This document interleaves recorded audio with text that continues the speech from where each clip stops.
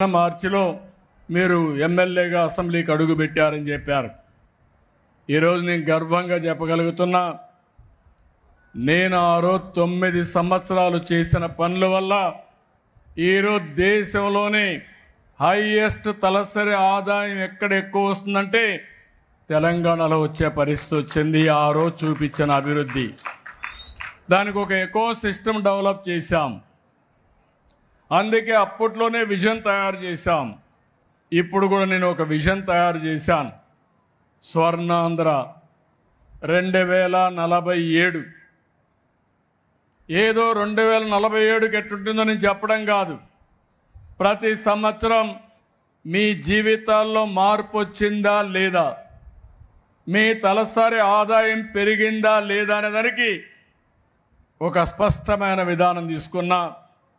రాష్ట్రంలో ఏ విధంగా ఉండాలి, ఈరోజు 25-26కు వచ్చాం, 24-25 అయ్యింది. మీ తలసరి ఆదాయం చూస్తే 2,60,000 సుమారుగా ఉంది. కానీ ఇంకో పక్కన చూస్తే దక్షిణ భారతదేశంలో తక్కువ తలసరి ఆదాయం వచ్చే రాష్ట్రం మనది.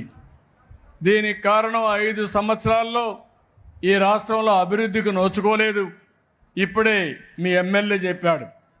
కడాన తణుకులో మీరు చూస్తే ఏవైతే ఇప్పుడే నేను చూసుకుంటూ వచ్చాను, మురికి కాలువలు 5 ఏళ్ళు మట్టి తీయలేదు, బాగా మట్టి కూడా కాంక్రీట్ అయిపోయింది. మామూలుగా తీస్తే వచ్చే పరిస్థితి ఇది గట్టిపడిపోయింది. దాన్ని ఎందుకు తీయలేదంటే 6 నెలలు పడుతుందని మా నారాయణ గారు మేము సర్వశక్తులు ఒడ్డుతున్నాం, ఈ సమస్య పడుతుందని. ఈరోజు మీరు చూస్తే వారసత్వంగా 85 లక్షల మెట్రిక్ టన్నులు చెత్త రోడ్ల మీద పెట్టి వెళ్ళిపోయారు. అది తీయాలంటే ఇంకా ఒక 4-5 నెలలు పడుతుంది.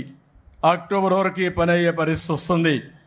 అందుకే నేను మిమ్మల్ని అందరినీ కోరుతున్నాను, ఈరోజు స్వచ్ఛ ఆంధ్రప్రదేశ్ కోసం మీరందరూ కూడా కంకణం కట్టుకొని పనిచేయాల్సిన అవసరం ఉంది. స్వచ్ఛత, పరిశుభ్రత, పర్యావరణ పరిరక్షణ కోసం మనందరం ఇంకొక ఉద్యమం చేయాలి. ఒక పక్క స్వర్ణాంధ్ర కోసం మనం ఉద్యమం చేస్తూనే స్వచ్ఛాంధ్ర కోసం మనం ఒక ఉద్యమాన్ని చేయాల్సిన అవసరం ఉందని చెప్పి కూడా నేను మీకు తెలియజేస్తున్నా. ఇంకో పక్కన మన హాస్పిటల్స్ కానీ, విద్యా సంస్థలు, మార్కెట్లు, రైల్వే స్టేషన్లు, పరిశుభ్రమైన భవిష్యత్తు కూడా ఇవన్నీ కూడా మనం శ్రద్ధ పెట్టాల్సిన అవసరం ఉంది. ఇప్పుడే నేను వెజిటబుల్ మార్కెట్ దగ్గరికి వెళ్ళాను. దినానికి 1 టన్ను అమ్మేసిన తర్వాత వేస్ట్ అయిన వెజిటబుల్స్ వస్తాయి. వాళ్ళది మార్కెట్ యార్డ్ నుంచి నేరుగా మున్సిపాలిటీకి ఇస్తున్నారు. వాళ్ళు ఒకసారి తీస్తారు, ఒకసారి తీయరు, రోడ్డు మీదనే పెట్టే పరిస్థితికి వచ్చారు. ఇవన్నీ కుళ్ళిపోతే ఏమవుతుంది? కుళ్ళిపోతే అన్ని రోగాలు వచ్చే పరిస్థితి వస్తుంది. పరిసరాలన్నీ ఎక్కడికక్కడ కలుషితం అయిపోయే పరిస్థితులు వస్తాయి. ఈరోజు అందుకే నేను ఒకసారి చూసిన తర్వాత మన అధికారులతో మాట్లాడి ఒక మంచి కార్యక్రమానికి శ్రీకారం చుట్టాం. అక్కడే మీరు చూస్తే వేస్ట్ టు ఎనర్జీ కింద కాంపోస్ట్ తయారు చేయడానికి ఒక టెక్నాలజీ వచ్చింది.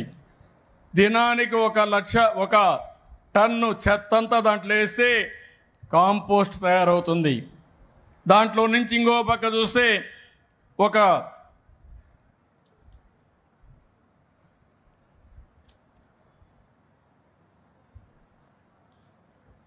ఇది మీరు చూసినప్పుడు బయోడైజెస్టర్ అనే పేరుతో 10 లక్షల రూపాయలు ఖర్చు పెడితే ఆ 10 లక్షల రూపాయలు అక్కడ ఇన్స్టాల్ చేస్తే దినానికి 1 టన్ను కన్వర్ట్ చేసే పరిస్థితి వస్తుంది.